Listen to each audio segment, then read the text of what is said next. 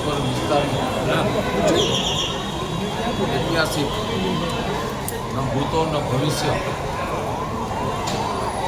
અને રાજકોટને એમાં નદીકાંઠાનો વિસ્તાર ગુનેગારોના હિસાબે કુખ્યાત બન્યો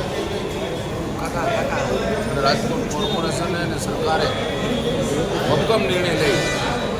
અને જે ઐતિહાસિક ડેમોલેશન કર્યું અને ડેમોલેશનમાં મારા ખ્યાલ પ્રમાણે પોલીસ કર્મચારીઓ હોય અધિકારીઓ હોય એ યાંત્રિક સાધનો છે જેસીબી છે ટ્રેક્ટરો છે જીઈબીનો સ્ટાફ આવો લગભગ 5,000 થી 6,000 લોકોનો સ્ટાફ દિવસ રાત મહેનત કરી અને આ ઐતિહાસિક ડિમોલેશન ખૂબ શાંતિપૂર્વક પાર પાડવામાં આવ્યું. છેલ્લા 1-2 દિવસથી આ માધ્યમથી મને સમાચાર કે ભાઈ આ બહુ મોટું ડિમોલેશન થયું છે ને એમાં આટલો ખર્ચ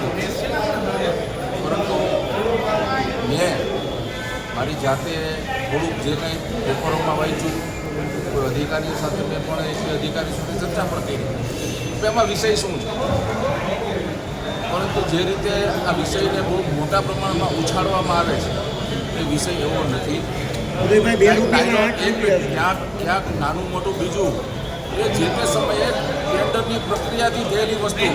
આજની નથી. એની ભૂલ કોની નહીં, એ જે તે મારી સામે આવી રીતના કહું તો ગૌરવભાઈ આવ જે કાંઈ વસ્તુ છે એ ટેન્ડરથી થયેલી વસ્તુ છે. બીજું ભોજનની જે વાત આવે છે તો ભોજનમાં મેં જાણ્યું પ્રમાણે કે એક વખત એવું ટેન્ડર કરવામાં આવેલું તો ટેન્ડરમાં ત્યારે 450 રૂપિયા ભાવ હતા, પરંતુ 3 વાર પ્રયત્ન કર્યા પછી એમાં જે પ્રેમવતી છે એનું 150 રૂપિયાનું અને પ્રેમવતીમાંથી લીધેલું ભોજન છે અને એની પાસે બિલ છે. અને પ્રેમવતી એક સામાજિક અને ધાર્મિક સંસ્થા છે, એટલે આને કોઈ આવડું મોટું ઓપરેશન થયું છે અને ઓપરેશન થાય ત્યારે ખર્ચો થાય તે સ્વાભાવિક છે, પણ ક્યાંય નાના મોટી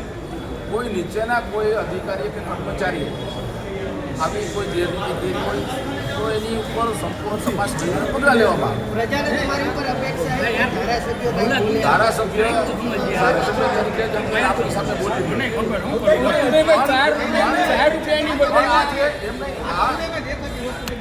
મારી વાત સાંભળો,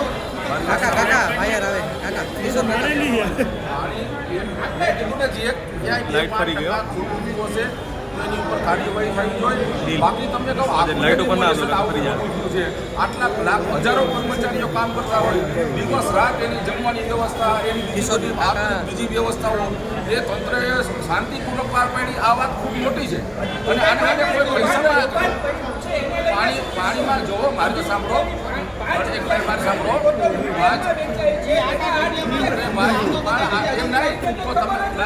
મારી વાત સાંભળો, આટલા વર્ષ થયા ટેન્ડરમાં એ રકમ આ તો અત્યારે 1,000-1,500 બોટલ નહીં, 1,000-1,500 બોટલ લેવાતી હોય ત્યાં સુધી કોઈના ધ્યાનમાં ન આવી, પણ આ મોટી માત્રામાં બોટલો ધ્યાનમાં આવી ત્યારે તમારા ધ્યાનમાં પણ આવ્યું ને અમારા ધ્યાનમાં પણ આવ્યું.